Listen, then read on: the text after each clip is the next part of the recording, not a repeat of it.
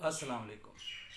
कुछ दोस्तों ने पूछा कि अगर हम चरख देते हैं तो हमारी जो दुआ है वो हुआस नहीं करती बल्कि हमें तरह करना सिखा दें, वो उसके ऊपर ही जो है वो दुआ जल जाती है। तो इसका क्या तरीक़ाकार है प्रॉपर।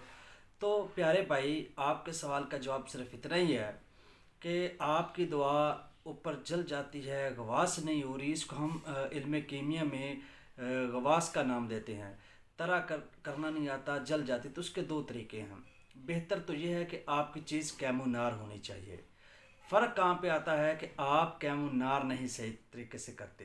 खैर, एक तो ये मामला। दूसरा ये है कि आप कोई चांदी का वर्क लें, ठीक है, उसके अंदर वो दुआ को गोली बनाकर, एक टैप बनाकर, किसी शहद या किसी भी चीज़ की मदद से, और उसके ऊपर वो चांदी का वर्क लपेट कर, फिर आपने जो चरख किया हुआ तांबा है या चरख की हुई चांदी है या चरख की हुई कोई कली है, उस पे आप वो गोली तरह करें, ना कि आप दुआ तरह करें। यानी वो गोली खुद ब खुद नीचे वज़न की वजह से नीचे चली जाएगी।